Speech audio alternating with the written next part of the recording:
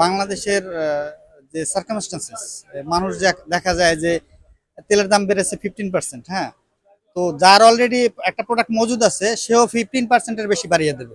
হ্যাঁ, গভর্নমেন্টের প্রত্যেকটা গভর্নমেন্টের এই একটা সীমাবদ্ধতা যে কেউ অ্যাকচুয়ালি আপনার আহ, ব্যবসায়ীদেরকে কনফার্ম করতে পারে না। মানে তাদেরকে লাগামটা টেনে ধরতে পারে না, ব্যবসায়ীরা তাদের মতো করে চলে। এখন ধরেন 15% তেল বাড়লো, তেলের দাম বাড়লো, এই 15%-এর এফেক্টটা পড়তে তো ধরেন সময় লাগবে।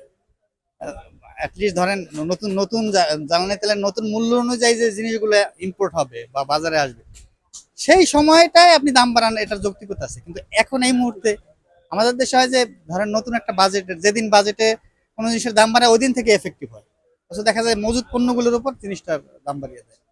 আজকে হয়তো বা আপনার জ্বালানি তেলের দাম বাড়ছে। এখন আমাদের মার্কেটে হয়তো বা কাল থেকে যে নতুন মালগুলো ঢুকবে, এন্ট্রি করবে, সেক্ষেত্রে গাড়ি ভাড়া কস্টিং বাড়বে।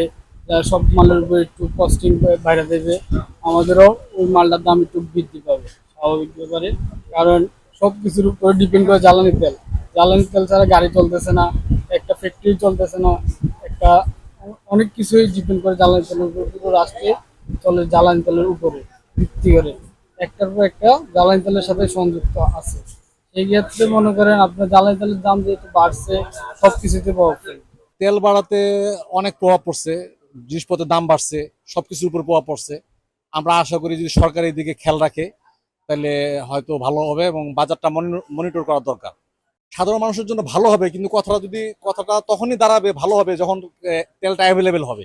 কিন্তু দাম বাড়ানোর পরও যদি অ্যাভেলেবেল না থাকে তাহলে এটা সবার জন্যই কষ্টকর। তারা জানি বাজারটা মনিটর করে এবং সুন্দরভাবে যেন দেশটা চালায় এবং আমরা সাধারণ জনগণ যেন স্বস্তিতে থাকতে পারি, সেই কামনা করি সরকারের কাছ থেকে।